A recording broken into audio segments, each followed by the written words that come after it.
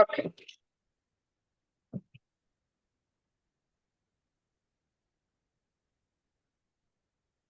పత్రిజీ గారు ఆశీస్సులతోనే పత్రి మేడం ఆధ్వర్యంలో శైలజ మేడంకి పత్రిజీ మహిళా చైతన్యం 2 ఏళ్ల క్రితము ఆవిడకి విజన్ రావడంతో పత్రిజీ మహిళా చైతన్యం ఆవిర్భవించింది మేడం.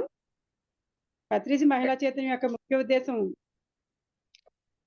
18 ఆదర్శ సూత్రాలు, 13 వ్యక్తిగత సూత్రాలు, సార్ యొక్క ఆశయాలను ముందుకు తీసుకెళ్ళడం అదే ముఖ్య ఉద్దేశం మేడం. ప్రతి నెల 3 రోజులు క్లాసులు జరుగుతాయి. ఏ ఊరు పిలిస్తే ఆ ఊరికెళ్ళి 3 డేస్ వర్క్షాపులు జరుగుతాయి. రోజుకి 10 గంటలు జానం, పాటలు, గురు సాంగత్యము, ప్రాక్టికల్స్, నృత్యాలు ఉంటాయి మేడం. ఈ నెల 8, 9, 10 పుత్తూరులో జరుగుతున్నాయి madam. Thank you madam. Start. Thank you madam. Okay. ముందుగా మన జగద్గురువైన బ్రహ్మర్షి పితామహ పత్రిజీ స్వర్ణమాల మేడం యొక్క పాద పద్మము నమస్కరిస్తూ, మరి పత్రిజీ మహిళా చైతన్యం నిర్వహిస్తున్న ఈ యొక్క జూమ్ సెషన్ వారందరి కార్యనిర్వాహకులందరూ కూడా నా యొక్క హృదయపూర్వక ధన్యవాదాలు తెలియజేస్తూ, నా పేరు జయశ్రీ, కొల్లాపూర్. ఓకే మేడం, నేను ఈరోజు ఎంచుకున్న సబ్జెక్టు లక్ష్మీ పార్వతి సరస్వతి. మరి లక్ష్మి అంటే అందరికి తెలుసు, మరి లక్ష్మి అంటే డబ్బు, ఆర్థిక స్థితి, డబ్బు. మరి పార్వతి అంటే ఆత్మజ్ఞానం, సరస్వతి అంటే కళలకు నిలయం. మరి ఈ 3 కూడా మన నిత్య జీవితంలో చాలా అవసరం. మరి ఒక ఆత్మ అల్ప స్థాయి నుంచి పరిపక్వ స్థాయికి చేరుకోవాలంటే ఏ జన్మలో అయితే ఈ 3 మనం పరిపక్వ స్థాయిలో చేరుకుంటామో, అంటే అల్ప స్థాయి నుంచి పూర్ణ స్థాయి పరిపక్వ స్థాయికి చేరుకుంటే అప్పుడు ఆ యొక్క జన్మలో మనము పూర్ణత్వం సంపాదించినట్టు అవుతుంది. అంటే ప్రతి జన్మల్లో కూడా ఇది పునరావృతం అవుతూనే ఉంటది. అంటే మనం మొదటగా ఎవరైనా సరే లక్ష్మిని మొదటి స్థాయిగా పేర్కొంటాం. ఎందుకంటే మనకు ఒక సామెత కూడా ఉంది. అది ధనం మూలం ఇదం జగత్ అనే సామెత కూడా ఉంది. అంటే ఈ యొక్క అన్నమయ కోశానికి పట్టెడు అన్నం కావాలంటే మనకు లక్ష్మి కావాల్సిందే, సంపద కావాల్సిందే, డబ్బులు కావాల్సిందే. ఉద్యోగ ధర్మాన్ని నిర్వర్తించాలంటే, మన పిల్లలకు మ్యారేజ్లు చేయాలన్నా, మరి ఇంకా చదివిపియాలన్నా, మనకు ఒక హౌస్ కావాలన్నా ఫస్ట్ డబ్బు లేని ఏ పని కూడా చేయం. అందుకే ఫస్ట్ ప్రాధాన్యత లక్ష్మికి ఇవ్వబడి, అంటే ఎవరి కాళ్ళ మీద వాళ్ళు నిలబడి ఈ యొక్క అన్నమయ కోశానికి పట్టెడు అన్నం కావాలంటే కంపల్సరిగా లక్ష్మి ఉండాల్సిందే. మరి లక్ష్మి తర్వాత మనం ఎవరి కాళ్ళ మీద వాళ్ళు నిలబడి, ఎవరి సంపాదన వాళ్ళు సంపాదించుకొని, మరి అంటే మనకప్పుడు ఇదంతా మనం ఎన్నుకొని వచ్చిన నిర్ణయం. అంటే మనము ఈ డబ్బును అంటే ఇప్పుడు ఒక జన్మలో లక్షాధికారిగా పుట్టాలని, ఒక జన్మలో బీదగా పుట్టాలని, తర్వాత ఇలాంటి విషయాలన్నీ కూడా మనం ఎన్నుకొని వచ్చినాం. మరి ఈ విషయాలన్నీ కూడా మన కనీస అవసరాలు ఎప్పుడైతే తీరుతాయో, మన యొక్క చిత్తాన్ని ఏం చేయాలంటే అప్పుడు పార్వతీదేవి వైపు మళ్ళాలి. పార్వతి అంటే ధ్యానం. మరి శివుడు కూడా మనకు ఆ యొక్క వైరాగ్య స్థితిలో ఉంటాడు. శ్మశానంలో ఎప్పుడు వైరాగ్య స్థితిలో ఉంటాడు. ఆయన భార్యగా ఆమె కూడా కొంత వైరాగ్యం ఉంటుంది.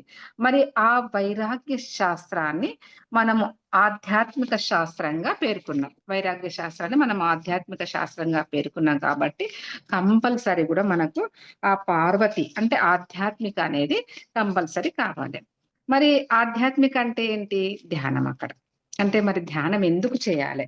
అసలు ఈ ఆధ్యాత్మిక ఉన్నప్పుడు మనకు ప్రశ్నలు ఎందుకు చేయాలి? మరి నేను ఎక్కడి నుంచి వచ్చాను? మరి ఎక్కడికి వెళ్తాను? అసలు నా జీవిత ధ్యేయం ఏమిటి? అంటే మనము ఈ శరీరము మనం వదిలిపెట్టిన తర్వాత మరి ఏ లోకానికి వెళ్తాం? ప్రతిసారి చెప్తాడు, మరణించక ముందే మరణించాలని. అంటే మనం మరణించక ముందే ఆ యొక్క లోకాల గురించి తెలుసుకోవాలని చెప్తాడు. అంటే మరి పార్వతి ధ్యానం ఏ రోజైతే మనము ధ్యానం గంటలు ధ్యాన సాధన చేసి ఈ యొక్క పార్వతీ స్థానాన్ని తెలుసుకోవాలి. అంటే ఆధ్యాత్మికతో కూడుకున్న పుస్తకాలు చదవడం కానీ, మరి ఇలాంటివి పార్వతి ఏ రోజైతే మన జీవిత ధ్యేయం ఈ జగత్తు యొక్క లాంటి విషయాలు మనము అంటే మన యొక్క దృష్టిని ఈ లక్ష్మీ స్థానం తర్వాత పార్వతీ స్థానానికి కంపల్సరీ తీసుకురావాలి. మరి ధ్యానం చేయాలి. పార్వతి అంటే ధ్యానం అని చెప్పుకున్నాం. మరి ధ్యానం చేయాలి. ధ్యానం ఎలా చేయాలి? మరి ఈ యొక్క ధ్యానం చేయాలంటే మరి ఈ ప్రాపంచిక జీవితంలో మనకు డబ్బు ఎంత అవసరమో మన ఆధ్యాత్మిక జీవితంలో కూడా ఈ ఆధ్యాత్మిక మార్గంలో మనకి ఈ ప్రాణశక్తి అనేది, విశ్వశక్తి అనేది కూడా చాలా ప్రధానమైనది. మరి ఈ విశ్వశక్తి ఈ విశ్వమంతా ఆవరించి ఉంది. అదే మన ఈ విశ్వశక్తిని మన అంటే ఈ విశ్వంలో మొత్తం ఈ విశ్వశక్తి ఆవరించి ఉంది. మన దేహంలో కూడా అది దేహమయ ప్రాణశక్తిగా ఉంటుంది. మరి ఈ ధ్యానం ద్వారా మాత్రమే ఈ విశ్వశక్తిని, ఈ యొక్క ప్రాణశక్తిని మన శరీరంలోకి అంటే మన దేహంలోకి తీసుకుంటాం. ఆ ప్రక్రియనే మనం ధ్యానం అంటాం. మరి ధ్యానం ఎప్పుడైనా చేయొచ్చు, ఎక్కడైనా చేయొచ్చు, ఏ సమయంలోనైనా చేయొచ్చు, పడుకొని చేయొచ్చు, కూర్చొని చేయొచ్చు. మరి అందరికి తెలిసినది ఫండమెంటల్ ఇదంతా.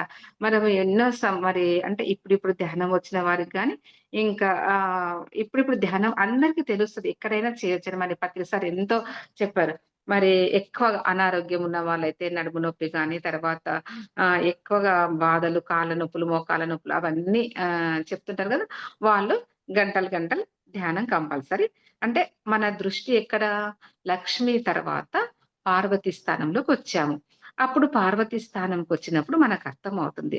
అసలు మనం ఏ స్థితిలోకొచ్చాం. అంటే మనం ఇప్పుడు మనము ఒక భిక్షాధికారిగా నేను ఈ స్థితిలో ఎందుకున్నా? లక్షాధికారిగా నేను ఈ స్థితిలో ఎందుకున్నాను? అనేది మనకర్థమైతది. అప్పుడు మనం తృప్తిగా జీవించగలం. ఓహో! నేనిదంతా నేను చేసుకున్న డిజైనరే కదా! ఇది నేను ఈ జన్మ అనేది ఒక నాటకం. మనం ఒక సినిమాకెళ్తామండి. సినిమా అయిపోంగానే అంటే ఆ సినిమాలో ఉన్నంత వరకు ఆ సినిమా చేసేది నిజంగా కాదు గదా! అదంతా ఒక నాటకం కదా! మనం కూడా ఈ జీవించే విధానం కూడా ఒక నాటకం. ఈ ఆత్మనే నిత్యమైనది. ఈ శరీరం గూడా ఉండదు. ఈ శరీరం గూడా మనకి ఏది ఉండదు. మనకు ఆత్మే నిత్యమైనది తెలుసుకుంటాం. మరి దాని కొరకే మనము ఆ పార్వతీ దేవి వైపు మళ్ళాలి. మరి ఆధ్యాత్మిక వైపు మళ్ళాలి. ప్రతిసారి ఏమంటారంటే ప్రాపంచికంగా మనం ఆధ్యాత్మికలో 100% మనం ఎప్పుడైతే సాధిస్తామో, ప్రాపంచిక విషయాల పట్ల గూడా మనం 100% సాధిస్తాం. మనం ఎప్పుడైతే ధ్యానం చేస్తూ, మన పనులు మనం చేసుకుంటూ, ధ్యాన ప్రచారం గాని, ధ్యాన సేవ గాని, ధ్యానం క్లాసెస్ గాని మనం ఎప్పుడైతే చెప్తూ ఉంటామో, అప్పుడు మన ప్రాపంచిక విషయాల పట్ల మరి మన ఇంట్లో గాని ఎలాంటి ఇబ్బందులు లేకుండా మన ప్రాపంచిక విషయాల్లో గూడా 100% సాధించగలుగుతాం. అది ఎప్పుడు సాధిస్తాం? మనం ఆధ్యాత్మిక అంటే మనం ధ్యానంలో ఎప్పుడైతే మరి ఎందరో చాలా మంది అనుభవాలు గూడా చెప్తుంటారు. నేను ధ్యానంలోకొచ్చినంగా ఈ విధంగా అయింది. ధ్యానంలోకొచ్చినంగా నేనిట్లా ఎంతో నేర్చుకున్న ధ్యానంలో సహనం, మన ఈర్ష్య, ద్వేష, అసూయ అవన్నీ పోగొట్టుకుంటాం. ఏం నేర్చుకున్నామంటే ఓర్పు, సహనము, అవన్నీ ఎంతో నేర్చుకుంటాం ధ్యానంలోకొచ్చినంగా. ఫస్ట్ మనకెవరైనా ఒక తిట్టు తిడితేనే బాధ అనిపిస్తుంది. మరి ధ్యానంలోకొచ్చినంక మనకర్థం అవుతుంది. ఓహ్! వాళ్ళెందుకు తిట్టిర్రు అంటే మనం గతంలో ఏదైనా చేస్తేనే అది మళ్ళీ మనకు తిరిగి వస్తుంది. కాబట్టి ఈ ధ్యానం అనేది కంపల్సరీ అవసరం. మరి ధ్యానం అందరికి తెలుసు. ఎలా హాయిగా కూర్చుంటాం. చేతులు 2 కట్టుకొని మన 2 కాళ్ళు సహజంగా జరుగుతున్న ఆ ఉచ్ఛ్వాస, నిశ్వాసలను ఏకధాటిగా గమనిస్తూ అంటే ఆహ్లాదంగా ఇబ్బంది పడకుండా మధ్య మధ్యలో అనేకమైన ఆలోచనలొస్తుంటే వాటికి ఆలోచనలు వస్తుంటే కట్ చేసుకుంటూ మరి ఎప్పుడైతే ఆలోచన రహిత స్థితి కలుగుతదో అప్పుడే మనకు ధ్యాన స్థితి కలుగుతుంది. మరి సార్ చెప్పాడు గదా! ఎవరి వయసు ఎన్ని సంవత్సరాలుంటదో అన్ని సంవత్సరాలు కంపల్సరీ ధ్యానం చేయాలి. మరి ఎక్కువగా అంటే ఇప్పుడు ఎక్కువ బాధలున్నవారు, ఎక్కువ అనారోగ్యంగా ఎక్కువగా ఉన్నారు వాళ్ళు గంటలు ధ్యానం చేయాల్సిందే. ఈ ప్రాణశక్తిననేది మనం తీసుకొని, మన యొక్క అనారోగ్య సమస్యలను మనము తగ్గించుకోవాలి. ఎప్పుడైతే గంటలు ధ్యానం చేయడం వలన, మన యొక్క శరీరంలో ఉన్న నాడీ మండలం కూడా మనకు శుద్ధి జరుగుతుంది. అందుకే ఈ యొక్క అంటే వాళ్ళకు 6 నెలల పాటు మరి ఈ యొక్క మార్గంలోకొచ్చినంక మీరు చూడండి పిరమిడ్‌లో మరి ఉత్తగా చేసిన పిరమిడ్‌లో కూర్చొని చేసిన మరి 3 రెట్ల అధిక శక్తిని మనం పొందగలుగుతాం.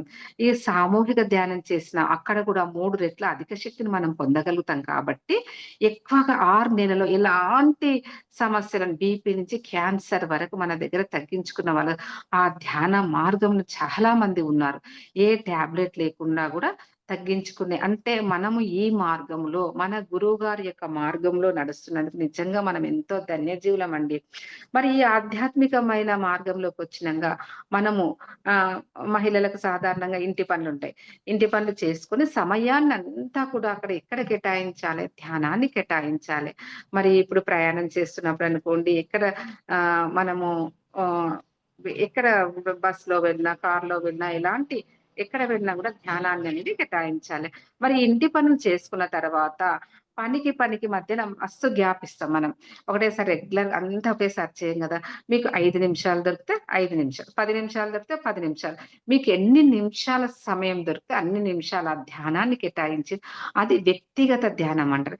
ఇలా ఎంత సేపైనా శ్వాస మీద ధ్యాస పెట్టి ఒక్క 5 నిమిషాలు చేసినా గూడా, ఒక్క 10 నిమిషాలు చేసినా గూడా అది మన వ్యక్తిగత ఆ యొక్క పనికి గ్యాప్‌లో చేసిన ధ్యానాన్ని వ్యక్తిగత ధ్యానం ఈ విధంగా మనం ధ్యానం చేయడం వలన మనకు ఆలోచన రహిత స్థితి కలిగి నాడీ మండలం శుద్ధి జరిగి ఆత్మ అనుభవాలనేవి బాగా జరుగుతూ ఉంటాయి. అప్పుడు మన దేహంలో ఈ విశ్వమయ అంటే ఇక్కడ వెలుపల ఉన్న ఆ విశ్వమయ ప్రాణశక్తి మన దేహంలోకి అపారంగా వెళ్తుందండి. వెళ్ళి మన శరీరంలో అణువణువు, కణకణం కూడా చాలా శక్తివంతంగా, తేజోవంతంగా, ప్రకాశవంతంగా జరుగుతూ ఉంటాయి.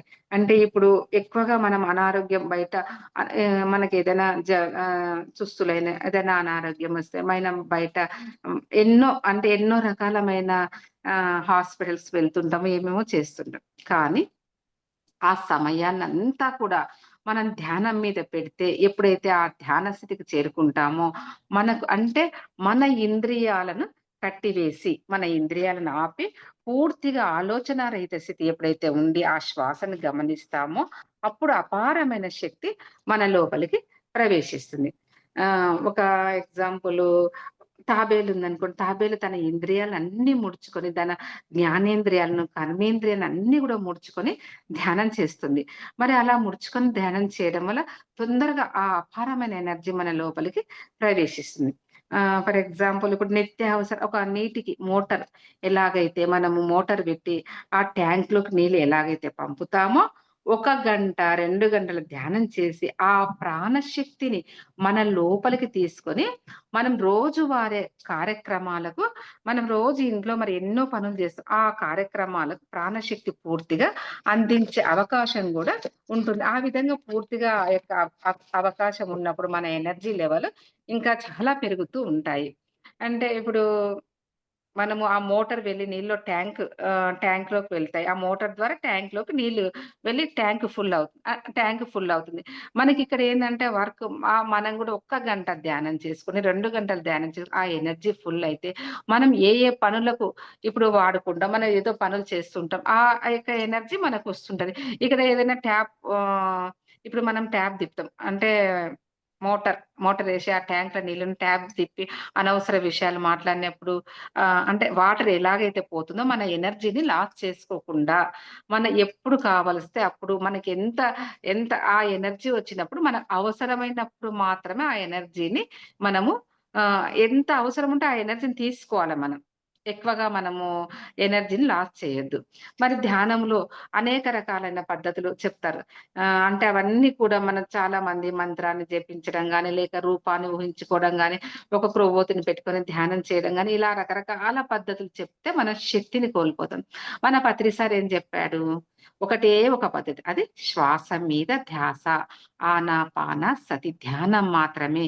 ఆ శ్వాస మీద ధ్యాస మనం ఎప్పుడైతే పెట్టి చేస్తామో, అపారంగా ఆ విశ్వశక్తి మన లోపలికి తీసుకొని, ఆ యొక్క గంటలు ధ్యానం చేయడం వలన, ఆ యొక్క శక్తి నాడీ మండలం శుద్ధి అయ్యి, ఆ ప్రాణశక్తి మన నిద్రలో కూడా ఎక్కువగా ప్రాణశక్తిని మరి నిద్రలో గూడా ప్రాణశక్తిని ఎక్కువగా పొందుతాం. కానీ అది మన రోజువారీ కార్యక్రమాలకు మాత్రమే సరిపోతుంది. అందుకే 2, 3 రోజులు నిద్ర లేకుంటే మనకేమైతుంది? నీరసం వస్తుంది. కాబట్టి ఈ యొక్క ధ్యాన శక్తిని మనం ఒక గంట ధ్యానం చేస్తే అపారమైన ఆ విశ్వశక్తి మన ఈ దేహంలోకి ఆ యొక్క శక్తి ఎనర్జీ మన దేహంలోనికి పోవడం వలన మరి ఎంతో ఎనర్జీగా ఉంటాం. మరి కొంత పని నిద్ర లేచిన తర్వాత మనం ఒక గంట, 2 గంటలు పని చేయంగానే మనకు నీరసం అయిపోతుంది. ఎందుకు నిద్రలో ఉండే శక్తి మనకు అన్ని కార్యక్రమాలకు సరిపోదు. మరి ఈ దేహంలో ఉన్న శక్తి మళ్ళీ మనం ఒక గంట 5 నిమిషాలు, 10 నిమిషాలు, 20 నిమిషాలు ధ్యానం చేయడం వల్ల మనకు రోజువారీ కార్యక్రమాల్లో గూడా ఆ శక్తి, ఆ యొక్క ఎనర్జీ అనేది సరిపోతుంది. మరి ధ్యానం అంటే ఎటువంటి ఆలోచన రాకుండా ఆ మనస్సుని ఎప్పుడైతే శూన్యం చేసుకుంటామో, అప్పుడు మహాపరిశూన్యం చేసుకుంటామో, అప్పుడు శ్వాసను గమనించడం వల్ల శ్వాసను ఎప్పుడైతే అంటే ఒక్క ఆలోచన గూడా వదలొద్దండి. ఒక్క శ్వాస గూడా వదలొద్దు. ప్రతి శ్వాసను గమనిస్తూ ఉండాలి. ఎప్పుడైతే ప్రతి శ్వాస నీకు ధ్యానం చేసినప్పుడు ఒక ఆలోచన వచ్చింది. మళ్ళీ కట్ చేసుకుంటూ, మళ్ళీ శ్వాస మీద ధ్యాస. ఇలా మళ్ళీ కట్ చేసుకుంటూ ఎప్పుడైతే శ్వాస మీద ధ్యాస మనం పెడతామో అప్పుడే ఒక అపారమైన శక్తి మన లోపలికి ప్రవేశించి, మన లోపల నాడీ మండలం శుద్ధి జరిగి అపారమైన శక్తి మన అనారోగ్యాలు గూడా తొందరగా మనకు బయటపడగలరు. మరి శ్వాసనే ఎందుకు గమనించాలి? మరి ధ్యానం చేసేటప్పుడు మనం అనుకుంటాం, మరి శ్వాసనే ఎందుకు గమనించాలంటే, దీనికి వీరబ్రహ్మేంద్ర స్వామి ఏం చెప్తారంటే, ఉత్తమోత్తమమ్ము ఉచ్ఛ్వాస నిశ్వాస పంక్తులరసి తాను బ్రహ్మమగుట ముసుగులోన శివుడు పొసగి ఉన్నాడయా కాళికాంబ హంస కాళికాంబ. మరి మన దేహంలో ఉన్న ఈ దివ్య తేజమే మన యొక్క ఉచ్ఛ్వాస నిశ్వాసలను ఈ తీర్థాన్నే మనం గ్రోలాలి. అంటే ఈ తీర్థాన్నే మనం సేవించాలి. మనం తరించే మార్గము ఇక్కడే ఉంది. అంటే అన్నీ మన లోపలనే ఉన్నాయి. ఉత్తమోత్తమములందు ఉచ్ఛ్వాస నిశ్వాసలంటే ఆ అంటే మంచి ఇవి ఎక్కడా లేవు. మన లోపలనే ఉన్నవి. అక్కడే మనం చేరాలి. అదే మనం తరించే మార్గం. అదే మంచి తీర్థం. దాన్నే సేవించాలి. మరి దాన్ని సేవించాలంటే మనం ఏం చేయాలి? కళ్ళు మూసుకోవాలి. ధ్యానం మరి గౌతమ బుద్ధుడు చెప్పారు ఆనాపానసతి ధ్యానం. కళ్ళు మూసుకొని మనము ఆలోచన రహిత స్థితిలో ఉంటే ఆ ధ్యాన స్థితి, ఆ యొక్క ఎనర్జీ మన లోపలికి ప్రవేశిస్తుంది. ఎప్పుడైతే మనం ఆ శ్వాస మీద ధ్యాస ఉంచుతామో, వెంబడే చిత్త వృత్తి నిరోధని మనసు శూన్యం చెంది, మహాపరిశూన్యం చెంది, ఆ తర్వాత ఈ అంతటా వ్యాపించి ఉన్న ఈ సర్వవ్యాప్తమైన పదార్థం మనమే అని తెలుసుకుంటాం. మరి శివుడు కూడా ధ్యాన ముద్రలనే ఉన్నాడు. ఆ యొక్క అంటే ఆ శ్వాస శ్వాస కూడి ఉంటే అంటే ఆ ముసుగు తీసివేయబడాలి. మనము ఎప్పుడైతే మనం ఆ ముసుగు తీసివేసబడతామో జీవుడే దేవుడని తెలుసుకుంటాం. శివుడు అంటే మూడో కన్ను. మూడో కన్ను అనేది శ్వాస మన ముసుగులోనే ఉన్నది. మరి ఉత్తమోత్తమములందు ఉత్తమమే కాదు. అంటే శ్వాస ఉత్తమములందు ఉత్తమము. ఆ బురక మనమే తీయాలి. ఎవరు తీయరాదు. తెర తీయగరాదా అంటే ఎవరు తీయరు. మన బురకాను మనమే తీయాలి. మన లోపలికి మనమే ప్రవేశించాలి. మనం 2 కళ్ళు మూసుకొని, మనం ఎప్పుడైతే చేతులు కట్టివేసుకొని, ఎప్పుడైతే ఆలోచనలు లేకుండా ఆలోచనా స్థితిలో ఆ ఉచ్ఛ్వాస నిశ్వాసను ఎప్పుడైతే గమనిస్తామో అప్పుడు సత్యం ఒక్కటే. ఏకం సత్. దీన్ని అన్నమాచార్యుల వారు చెప్తారు గదా! మరి ఊపిరిలో దేవుడున్నాడు యోగీంద్రులకన్నాడు. అంటే కాయపుటి ఊపిరిలో గని ఉన్నది. ఎక్కడో లేదు. మన ఊపిరిలోనే దేవుడున్నాడు. మన హృదయంలోనే దేవుడున్నాడు. మన శ్వాసనే మనం గమనించాలి. ఎక్కడో గమనించాల్సిన అవసరం మన లోపలికే మనం ప్రవేశించాలి. మరి నేను ఎవరు తెలుసుకోవాలంటే నీ లోపలికి నీవు ప్రవేశించాలి. మరి మన లోపలికి మనం ఎప్పుడైతే ప్రవేశిస్తామో అప్పుడే మన యొక్క ఆ ఉచ్ఛ్వాస నిశ్వాసలను ఆ ఉత్తమోత్తములందు ఉచ్ఛ్వాస నిశ్వాస మనం ఎప్పుడైతే పట్టుకుంటామో అప్పుడే మన లోపలికి మనం ప్రవేశించి మనం ఎవరము? ఎక్కడి నుంచొచ్చాము? మరి ఈ లోకానికి ఎందుకొచ్చాము? మరి ఈ లోకంలో ఉన్న పని ఏంటి? మనం ఏం చేయాలి ఈ లోకంలో అని అన్నీ కూడా మనము తెలుసుకుంటాం. అంటే ఇంకా ఈ ధ్యానము ఇలా ఆ యొక్క ఆహ్, అంటే ఆ వీర బ్రహ్మేంద్ర స్వామి మనకు అరటిపండు ఒలిచినట్టు ఎంతో చక్కగా చెప్పినాడు. అంటే ఇప్పుడు ఈ యొక్క ధ్యానం బాగా కుదరాలంటే మనం ఏం చేయాలి? అంటే పూర్వకాలంలో అయితే ఏ రోగానికైనా అని చెప్తారు గదండీ! పూర్వ జన్మ కృతం ఆహ్, పూర్వ జన్మ కృతం పాపం వ్యాధి రూపేణ పీడతే. అంటే గత జన్మలో చేసినటువంటి పాప కర్మాల ఫలితంగా అనారోగ్యం వస్తుందని పూర్వకాలంలో చెప్పేది. మరి మనం మనం వ్యక్తి పుట్టి, పెరిగి, ఏ తప్పు చేయకుండా, ఎవ్వరిని ఇబ్బంది పెట్టకుండా, మరి ఎంతో కొంత గొప్ప ఈ సమాజానికి సేవ చేస్తూ ఉండవచ్చు. ఎందుకంటే అటువంటి వాళ్ళకు కూడా మరి అనారోగ్య పరిస్థితి ఉంటుందంటే దీనికి మనం ఏం చేయాలి? దీనికంతా మనము అని తెలుసుకోక తప్పదు. గత జన్మల అంటే గత జన్మల వల్ల వాళ్ళకి అనారోగ్యం వచ్చిందని చెప్పవచ్చును. మరి ఈ రోజుల్లో ఈ పరిస్థితి మనం చూస్తే ఇప్పుడు మరి తల్లి ఈ విధంగా ఎందుకు అనారోగ్యాలొస్తున్నాయంటే మరి తల్లి గర్భంలో మొదలుకొని మరి ఆ తల్లి అజ్ఞానంతో తినేటటువంటి ఆ యొక్క మాంస మాంసాహారం కానీ, ఆ అంటే ఒక జీవిత ధ్యేయం అనేది అశాస్త్రీయంగా, అడ్డదిడ్డంగా వాళ్ళకి జీవిత ధ్యేయం అనేది లేకుండా ఆ యొక్క మ మాంసాహారం తినడం అనేక రకమైన అంటే ఆ బిడ్డ పెరుగుతున్న వాతావరణంలోని వాళ్ళ యొక్క మాటలు గాని, వాళ్ళ అన్ని వాళ్ళ అజ్ఞానంతో కూడుకున్న వాటికి ఆ బిడ్డ మీద ఎఫెక్ట్ పడి మరి ఎన్నో రకాలైన జబ్బులకు గురవుతున్నారు. అందుకే ఈ యొక్క ధ్యానం కావాలంటే తిండి విధానాన్ని మార్చుకోవాలి. ఆలోచన విధానాన్ని మార్చుకోవాలి. కంపల్సరీ మన యొక్క ఆలోచన విధానాన్ని అంటే తిండి విధానం అంటే మనం ఈ శరీరానికి కావాల్సింది మొట్టమొదట తిండి విధానం. మరి ఈ తిండి విధానం అంటే శరీరానికి కావాల్సింది తిండి. తిండి అంటే శరీరానికి సరిపోతది. ఈ అన్నమయ కోశానికి పట్టెడు అన్నం కావాలి కాబట్టి ఈ తిండి ఉంటే సరిపోతుంది. అంటే మన శరీరం అనేది శాకాహారానికి సంబంధించింది. మరి శరీరము మాంసాహారానికి సంబంధించింది కాదు. మరి ఎలాగైతే ఒక ఆహ్, ఏం పెట్రోల్ కార్‌లో మరి డీజిల్ పోస్తే అది 2, 3 రోజులకు ఎలా పని చెయ్యదో, మన ఈ శాకాహారం అనే ఈ శరీరంలో ఈ శరీరం శాకాహారానికి సంబంధించింది కాబట్టి దాంట్లో మాంసాహారం అనేది పెడితే ఆ శరీరంలో మరి ఎన్నో రకాల జబ్బులకు గురవుతూ ఉంటుంది. అందువల్ల ఇవి ఇప్పుడు మనం కార్‌లో పెట్రోల్ పోసే బదులు డీజిల్ పోస్తే ఆ కారు పనిచేయదు. మరి ఈ శరీరం గూడా శాకాహారం సంబంధించింది కాబట్టి శాకాహారం మాత్రమే ఇవ్వాలి దీనికి. అంటే ఇప్పుడు మనము నిజంగా ఈ శాస్త్రవేత్త లిండా గుడ్‌మన్ అనే శాస్త్రవేత్త ఏమని చెప్తారంటే, మనిషి ఫస్ట్ మాంసాహారం నుంచి శాకాహారం శాకాహారం నుంచి ఫలాహారానికి ఫలాహారం నుంచి శ్వాసాహారానికి మారాలి. ఈ విధంగా మనిషి మార్పు చెందుతూ ఉండాలని ఆ శాస్త్రవేత్త చెప్తారు. అంటే ఆరోగ్యం కావాలనుకున్న వాళ్ళు ఎటువంటి మందులు లేకుండా పొందాలనుకున్న వాళ్ళు మొట్టమొదట చేయవలసిన పని మన పత్రి సార్ అంటారు. ధ్యానం చేయకపోయినా సరే ఫస్ట్ శాకాహారం పాటించాలని.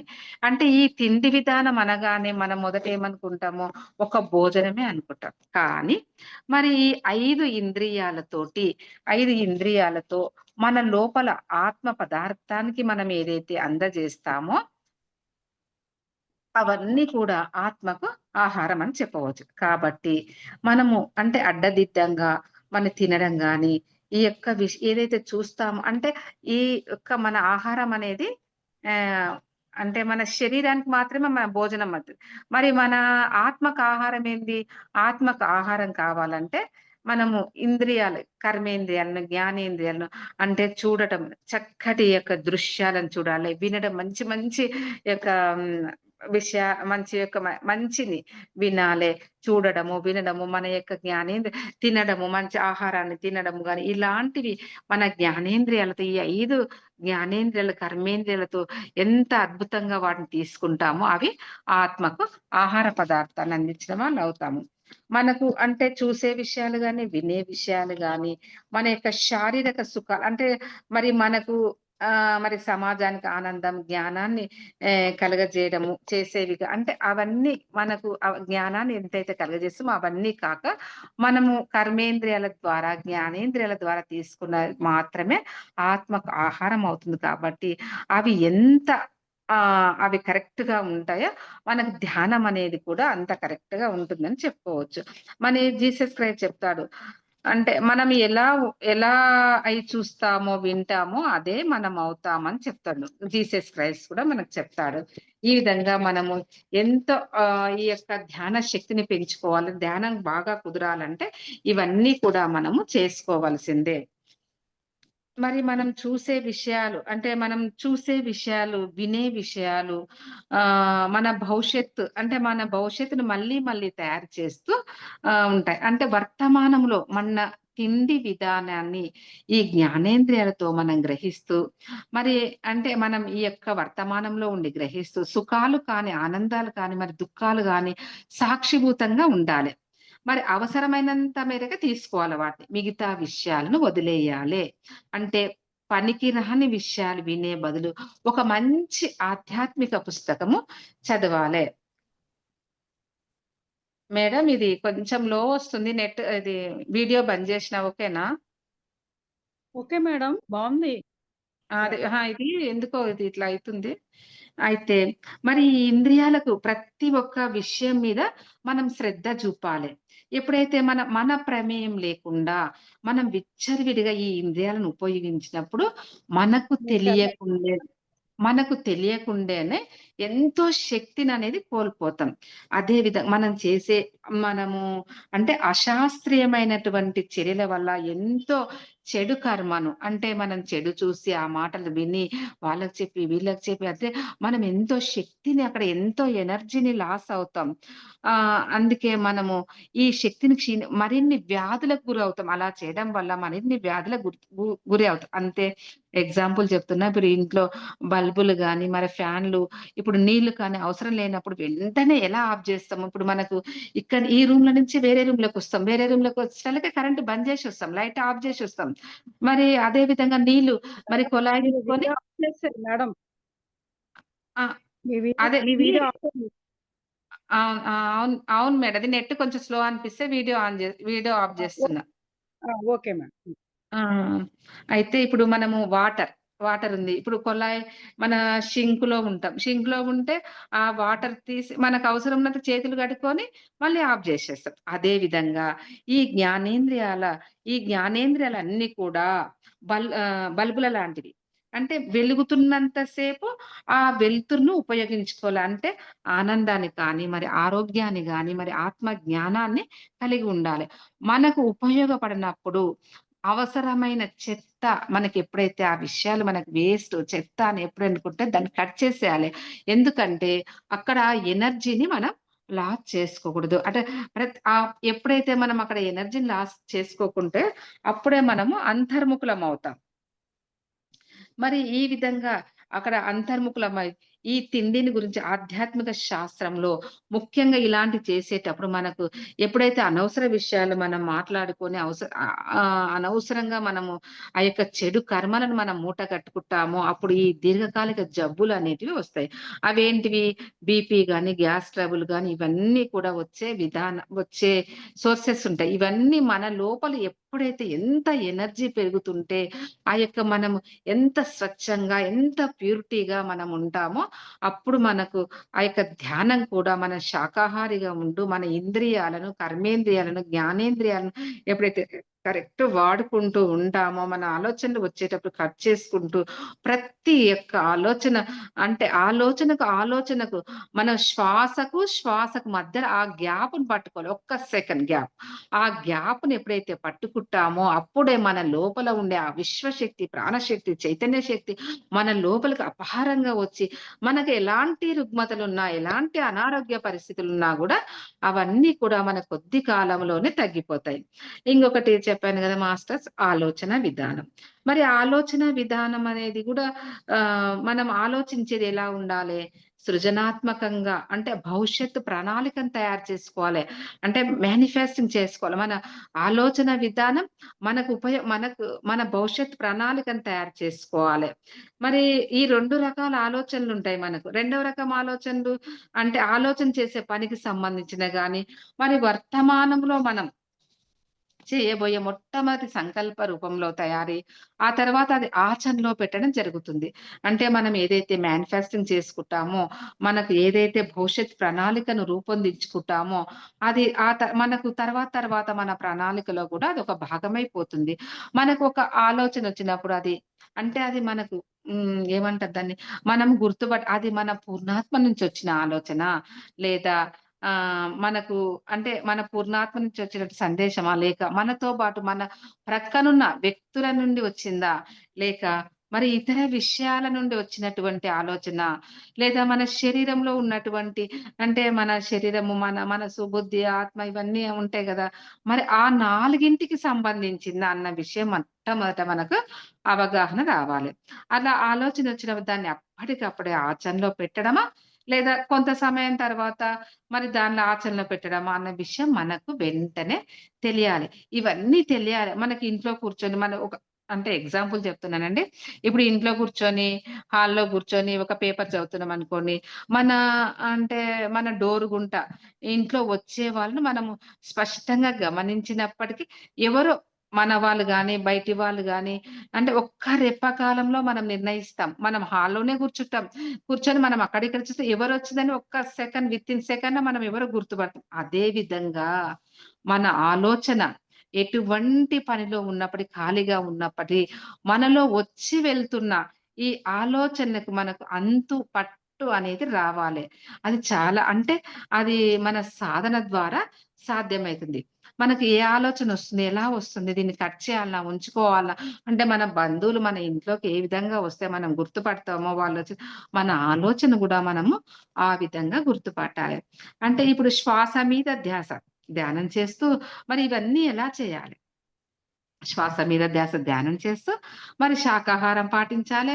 మరి ఆధ్యాత్మిక పుస్తకాలు చదువుతూ, మరి జీవిత కార్యక్రమానికి ఏది చేయాలో తెలుసుకొని, దాన్ని మాత్రమే ఎప్పుడైతే ఓపెన్ మైండ్ ఉన్నప్పుడు ప్రతి ఆలోచన మనకు చెప్పకుండా ఏ ఆలోచనైనా చూడండి మాస్టర్ చెప్పకుండా రాదు. వచ్చిందంటే అది ఖచ్చితంగా మన ధర్మానికి సంబంధించింది అవుతుంది. అంటే మనకు సరికాని ఆలోచనలు, సంబంధం లేని ఆలోచనలొచ్చినప్పుడు మన ఇంట్లో గాని, మనకు సంబంధించిన వ్యక్తులొచ్చినప్పుడు, మనం బయట దగ్గరని నిలబడి ఎందుకొచ్చావని అడిగినట్లు వాటిని అక్కడే ఆపివేయాలి, నిలిపివేయాలి. ఆ ఆలోచనలని తీసేయాలి. తీసేసి అలా ప్రశ్నించే అంటే తప్పకుండా మనము ఆ యొక్క ఆలోచనప్పుడు మనం గుర్తుపడతాం. ఈ ఆలోచన నాకు సరైనదా? కాదా? నేను తీసుకోవాలా? వద్దా? అనేది మనం ఎంబడే గుర్తించి మనకు అవసరం లేకుంటే ఆ ఆలోచన కట్ చేసేయాలి. అప్పుడు ఆలోచనల మీద, మనలో వచ్చే సంకల్పాల మీద పూర్తి పట్టును, పూర్తి ఎరుకను మనం సాధించుకొని ఎంతో శక్తిని కూడగట్టుకుంటాం. మరి అనవసరమైన విషయాలు మనం అలా ఆలోచించుకుంటూ చేసుకుంటే ఎంతో శక్తిని దాంట్లో నష్టపోవలసొస్తుంది. అంటే ఇప్పుడు ఎగ్జాంపుల్ చెప్తే ఒక రోగి ఒక అనారోగ్యం ఆధ్యాత్మిక మార్గంలో ప్రవేశించి అంటే మొట్టమొదట మనస్సు ఏమైతది అంటే చాలా అనారోగ్యంగా ఉన్నవాళ్ళు ధ్యానంలోకి ప్రవేశించినప్పుడు వాళ్ళ మనసంతా కూడా చికాకుగా ఉంటుంది. ఎందుకంటే ఎన్నో పనికిరాని ఫస్ట్ మనమైనా సరేనండి ధ్యానంలో కూర్చున్నప్పుడు ఎన్నో పనికిరాని ఆలోచనలు మరి వద్దనుకున్నా గూడా అవి మళ్ళీ మళ్ళీ వస్తుంటాయి. మరి మనం ఇది మంచిది దీన్ని చెయ్యాలి అనుకున్నా చేయలేకపోవడం. ఎందుకంటే ఆ సంకల్పానికి మళ్ళీ మళ్ళీ పెట్టుకోలేకపోవడం. అంటే ఒక విషయాన్ని పూర్తిగా మర్చిపోవడం జరుగుతూ ఉంటుంది. అంటే మనం మానసికంగా అనారోగ్యంగా ఉన్న వాళ్ళకైతే మరి అంటే చాలా వాళ్ళకి ఆలోచనలొచ్చి మనసంతా చికాకుగా, చింతగా ఉంటారు. అంటే వాళ్ళకు ఈ యొక్క అడ్డదిడ్డమైన, అశాస్త్రీయమైన ఆలోచన విధానం నుంచి మరి వారు ఏ విధంగా రావాలి? శాస్త్రీయమైన, సవ్యమైన ఆలోచన విధానానికి రావాలంటే మరి మనం ఏం చేయాలి? ధ్యానం. మనకున్నది ఏకైక మార్గం ధ్యానం, ధ్యానం, ధ్యానం. ధ్యానం తప్ప మరి వేరే మార్గం లేదు.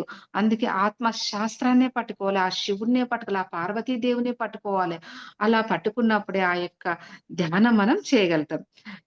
నిజానికి మనము మరి ఈ ధ్యానం అంటే చాలా మందికి డాక్టర్లు గూడా చెప్తారు. మనకొచ్చే జబ్బులన్నీ కూడా ఏ విధంగా వస్తున్నాయని చెప్తారు?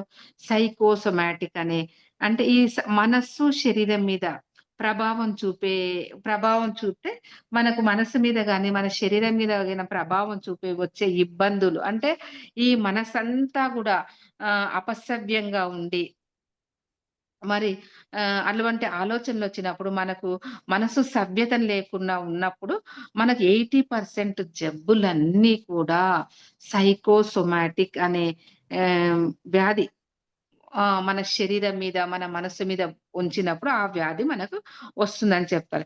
ఇంకా ఒక శాస్త్రవేత్త గూడా చెప్తారు. మాస్టర్ బెట్టి అది ఎవరు 'బెట్టి షైన్' అనే శాస్త్రవేత్త ఏమని చెప్తారంటే మైండ్ వేవ్స్, బాడీ వేవ్స్ అని చెప్తాడు. అంటే మన గొప్ప ఆధ్యాత్మిక శాస్త్రం ఎప్పుడైతే మన యొక్క మైండ్‌ని క్లియర్‌గా ఉండి, మనకు సమాజ నిర్మాణానికి మనకు అవసరమైనటువంటి ఎప్పుడైతే ఆలోచనలు మనం పూర్తిగా నిండి ఉన్నప్పుడు, మన జీవితంలో ఎటువంటి ఒడిదుడుకులనేవి ఉండవు. ఎటువంటి కష్టాలు ఉండవు. అంటే మంచి ఆలోచనలు చేయాలి. మంచిగా ఉండాలి. ఎటువంటి అడ్డదిడ్డమైన ఆలోచన చేయకుండా ఉన్నప్పుడు మనకి ఎంతో ఆరోగ్యంగా, ఆనందంగా ఉంటాం. ఈ సైకోసోమాటిక్ అనే వ్యాధి కూడా రాదు. అది మన మనస్సు మీద, శరీరం మీద మాత్రమే ప్రభావితం చేస్తదని చెప్తాడు. మరి ఎటువంటి అనార్థాలు కూడా ఉండవు. అంటే ఒక తాడును పేనినట్టుగా మన సంకల్పాలను ఎప్పటికప్పుడు మనం పేని ఒక అద్భుతమైన కార్యక్రమం రూపొందించడానికి మాత్రమే మన సంకల్ప శక్తిని వినియోగించే స్థాయికి మనం చేరుకోవాలి. ఆ విధంగా చేరుకున్నప్పుడు ఇవన్నీ చేరుకోవాలంటే మరి దీనికంతా మార్గం ధ్యానం, ధ్యానం, ధ్యానం. మరి పత్రి సార్ ఎన్నో సార్లు చెప్పారు ధ్యానం. మరి ధ్యానం ద్వారా మాత్రమే నిశ్చలమైన మనస్సును, నిర్మలమైన మనస్సును మనం పొందగలుగుతాం. మరి సంపూర్ణమైన ఆరోగ్యాన్ని మనం పొందగలుగుతాం. అందుకే మనం ఉదయం లేచింది మొదలు రాత్రి వరకు ఎన్నెన్నో ఆలోచనలొస్తాయి మాస్టర్స్. ఎన్నెన్నో ఈ ఆలోచనలు వెళ్తే అసలు మనకు నిజానికి ఈ ఆలోచన వెనుక అర్థం మరి అనారోగ్యంగా ఉన్నప్పుడైతే అస్సలు బోధపడదు. మనకేదన్నా రోగాలు, అనారోగ్యం ఉన్నప్పుడు ఈ అసలు ఏది మనకర్థం గాదు. మరి మనం ఈ ఆధ్యాత్మికను, ఈ ప్రాపంచిక రెండిటి కలిపి జీవించడం నేర్చుకున్నప్పుడు మాత్రమే ఈ యొక్క ఆలోచనలన్నిటి మీద మనకు పూర్తిగా ఒక నియంత్రణ అనేది వస్తుంది. మరి సంపూర్ణ ఆరోగ్యాన్ని కూడా మనం పొందగలుగుతాం. ఎప్పుడైతే మనం కరెక్ట్ వేలో ఉంటామో మరి ఆ శ్వాస మీద ధ్యాస పెట్టి ధ్యానం చేసి మరి మన జ్ఞానేంద్రియాల ద్వారా, కర్మేంద్రియాల ద్వారా మనం ఏదైతే పొందగలుగుతామో అవన్నీ చేసినప్పుడు మాత్రమే మనము సరైన ధ్యానం చేసి ఎంతో విశ్వశక్తిని, ప్రాణశక్తిని, చైతన్య శక్తిని మన లోపలికి తీసుకొని మన శరీరంలో ఉండే మరి ప్రతి ఒక్క కణము మరి యొక్క అణువణువు కూడా ఎంతో విశ్వశక్తిని పొందగలిగి ఎంతో ప్రతి అణువు, కణం కూడా శక్తివంతంగా తయారవుతుంది. తేజోవంతంగా తయారవుతుంది. ప్రకాశవంతంగా తయారవుతుంది. మరి ఏ పనైనా సాధించగలం. ఎన్ని గంటలు ఏదైనా చేయగలుగుతాం. అంత అద్భుతమైన స్థితిని మనము పొందగలుగుతాం. చాలా మందికి చాలా అంటే కొంతమందికి వ్యతిరేకించే అలవాటు కూడా చాలా ఎక్కువగా ఉంటుంది. అంటే మనం ఏదైనా చెప్తే ఇది కాదు అనుకుంటే అదే అవుతదనుకుంటారు. అంటే వారి స్వభావం చాలా మందిలో మనం గమనిస్తూ ఉంటాం. నిజాన్ని దాన్ని పాజిటివ్‌గా మార్చడానికి వాళ్ళు చాలా ప్రయత్నం చేస్తుంటారు. కానీ వాళ్ళ వల్ల కాదు. ఎందుకంటే అక్కడ వాళ్ళకి ఆధ్యాత్మిక అనేది లేదు. ధ్యానం అనేది లేదు. ఎప్పుడైతే మనం ధ్యాన సాధనలో ఉంటే మరి ఆ ధ్యాన సాధన చేసి మూడవ నేత్రాన్ని మనం పూర్తిగా వికసింప చేసుకుంటామో, అప్పుడు మన సరిగ్గా జీవిత ధ్యేయాన్ని మనం సరిగ్గా ఆలోచించడం మొదలుపెడతాం.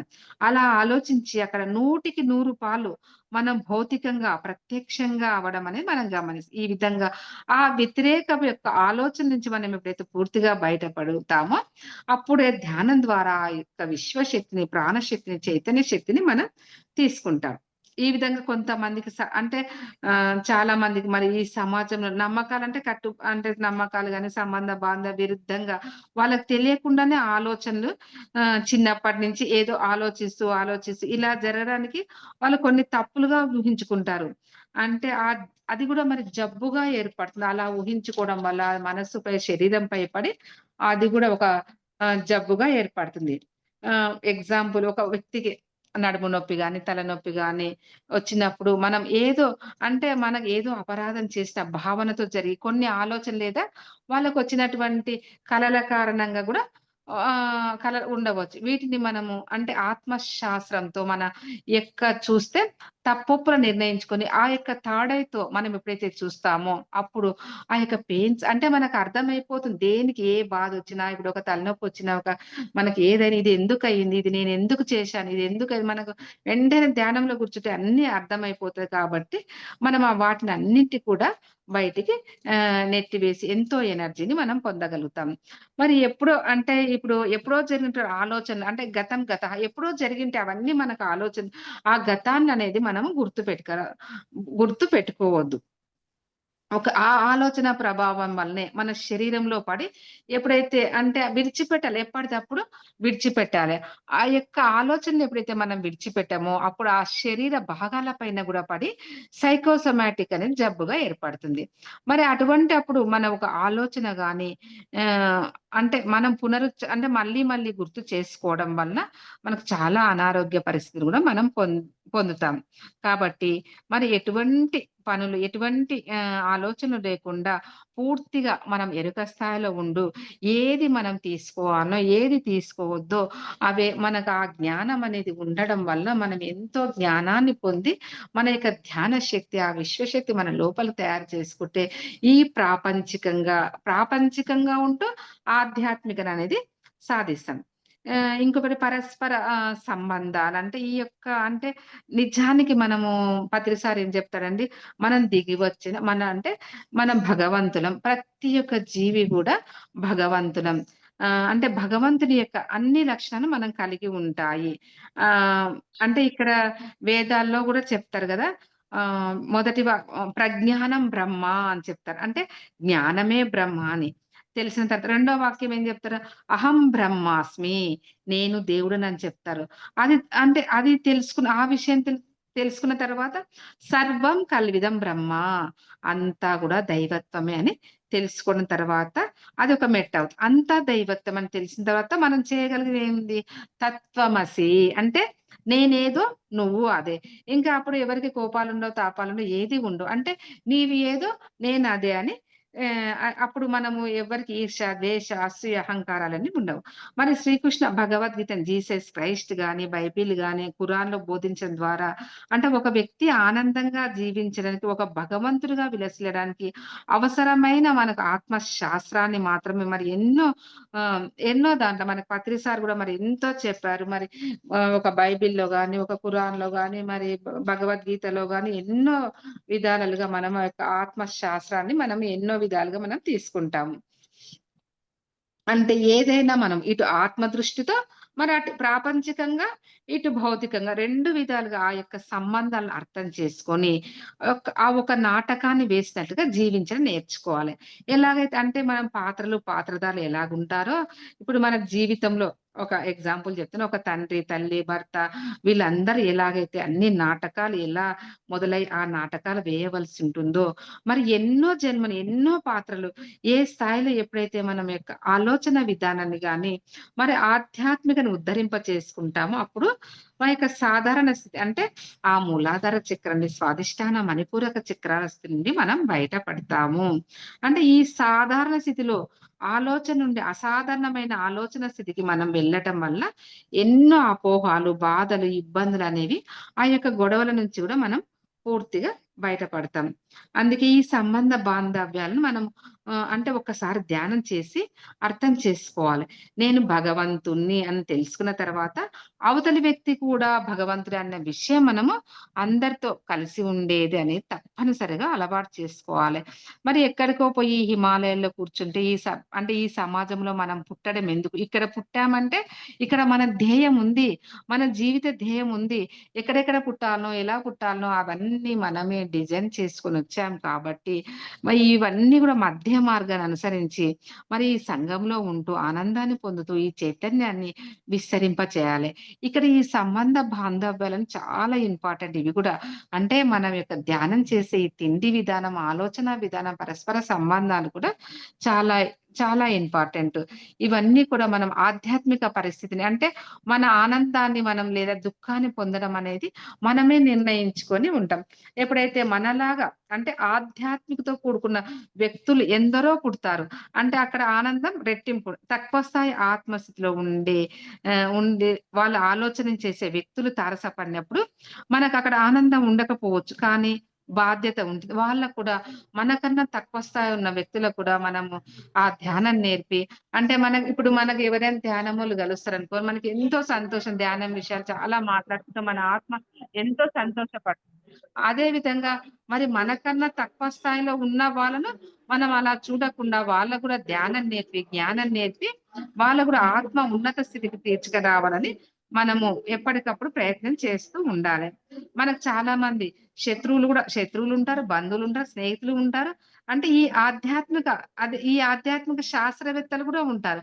మరి ఈ ఆధ్యాత్మిక శాస్త్రవేత్త దగ్గర ఆధ్యాత్మిక విషయాలు తెలుసుకోవాలి.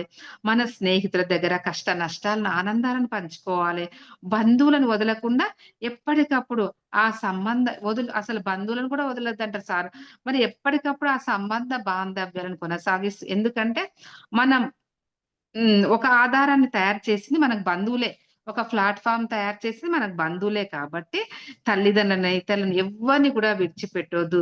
మరి ఎక్కువ దగ్గర ఎప్పటికప్పుడు వాళ్ళతో కలిసిమెలిసి జీవిస్తూ ఉండాలి. చివరికి ఏం చెప్తారంటే సార్ శత్రువులైనా సరే, వాళ్ళ విషయంలో కూడా మనం ఎటువంటి వ్యతిరేకమైన ఆలోచన చేయకుండా కేవలం శత్రువులు మనకు ఇష్టమున్నా, లేకున్నా వాళ్ళ దగ్గర తటస్థంగా ఉండడం నేర్చుకోవాలి. అలా శత్రువులతో తటస్థంగా బంధువులతో ఎప్పటికప్పుడు కలవడం. మరి స్నేహితులతో కష్ట నష్టాలు గాని, ఆనందాలను గాని పంచుకుంటూ ఉండాలి. ఈ విధంగా ఈ యొక్క 3 యొక్క తిండి విధానం, ఆలోచన విధానం, పరస్పర సంబంధాలు ఈ 3 ఎప్పుడైతే మన జీవితంలో చేసుకుంటూ వస్తామో, మన జీవితం ఎంతో అద్భుతంగా ఎనర్జీని పొందుతూ ఉంటాము. మరి అంటే ఇది మన జీవిత జయంలో ఈ 3 కూడా కంపల్సరీ చాలా అవసరము. ఒక్క నిమిషం మేడం. ఈ 3 గూడా చాలా అవసరం. మరి అందుకే ఒక్క నిమిషం మేడం. Okay madam. ఎవరో తలుపు కొడుతున్నారు. మరి మన జీవితంలో తప్పనిసరిగా ఆహ్, లక్ష్మికి ఎంత స్థానం ఇచ్చినామో పార్వతీదేవికి కూడా అంతే స్థానం ఇవ్వాలి. లేదు సరస్వతీదేవి. అక్కడ సైడ్ నుంచి చూడండి.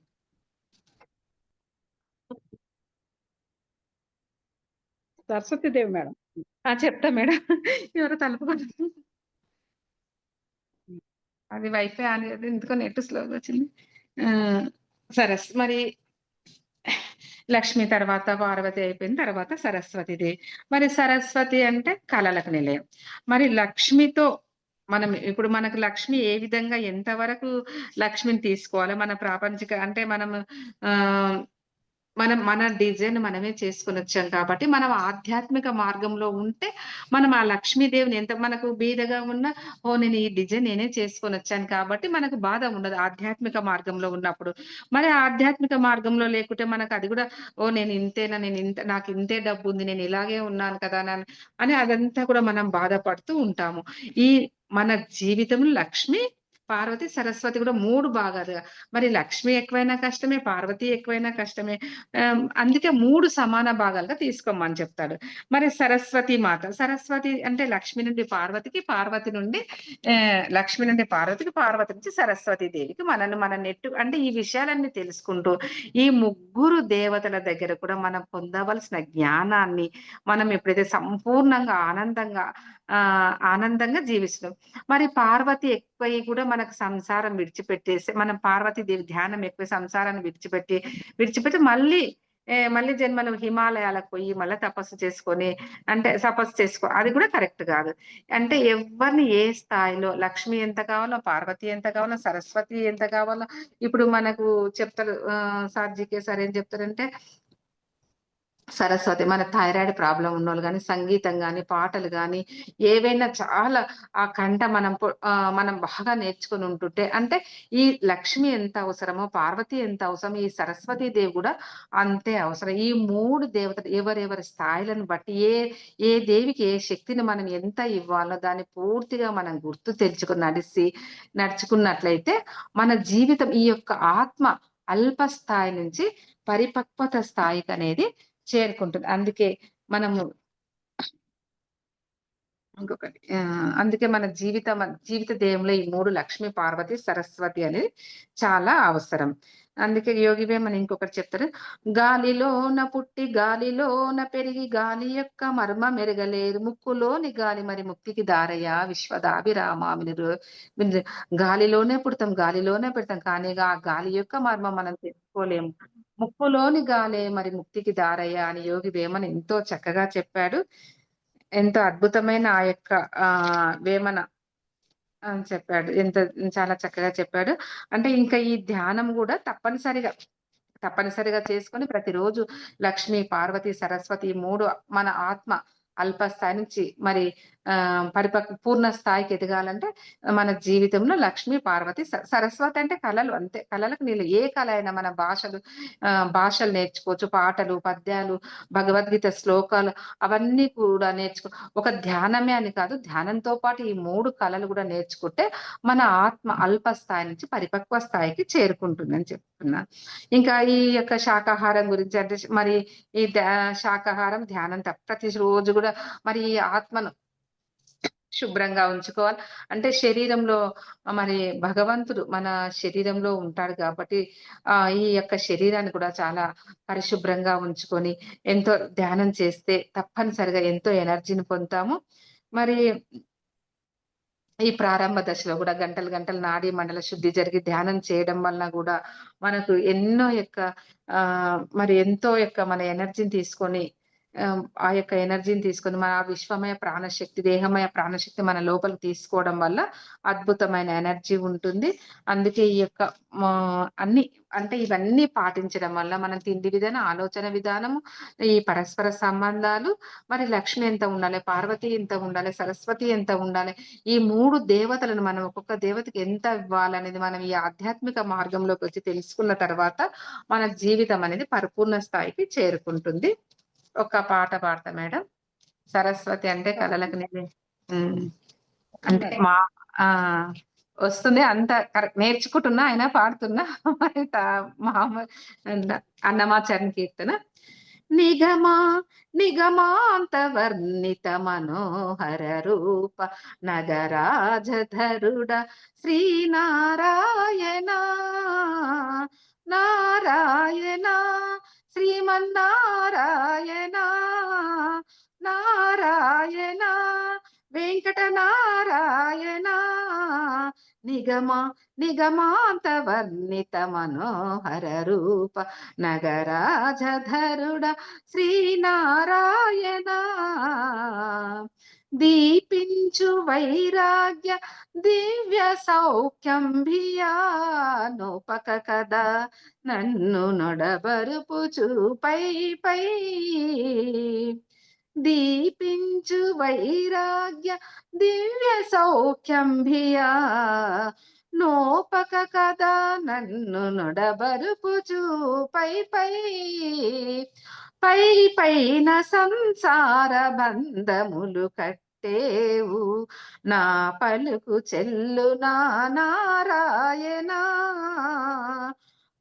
పైన సంసార బంధములు కట్టేవు నా పలుకు చెల్లు నారాయణ గమదని సగమగసని నిగమాంత వర్ణిత మనోహర రూప నగరాజధరుడ శ్రీనారాయణ నీసా గాసగా దని సగమగ సని దసని సాదా సగమగ మదని దని సగమగ సని దమగ సా వివిధ నిర్బంధముల వెడల ద్రోయక నన్ను భవసాగరముల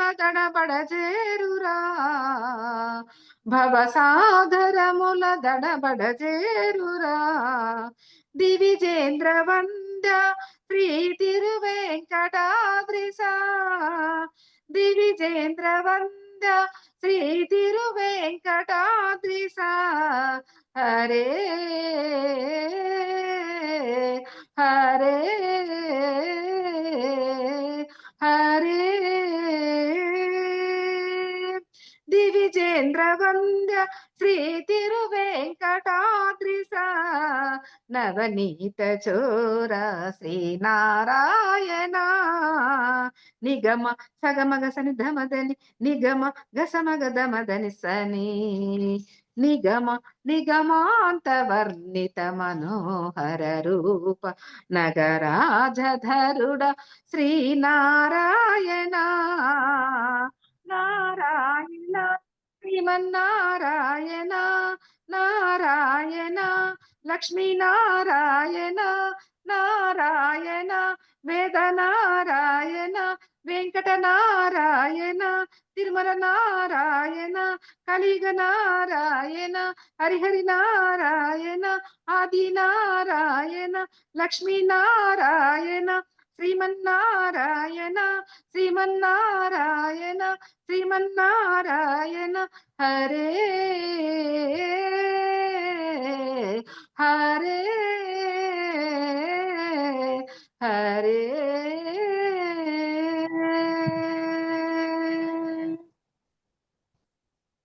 బాగుందండి, చాలా బాగా పాడారు. Thank you madam. నేను ఇప్పుడిప్పుడే నేర్చుకుంటా మేడం. బాగుందండి. Thank you madam. నాకు ఈ అవకాశం ఇచ్చినందుకు థ్యాంక్ యూ మేడం. ఎవరైనా ఏమైనా క్వశ్చన్స్ వేస్తారమ్మా?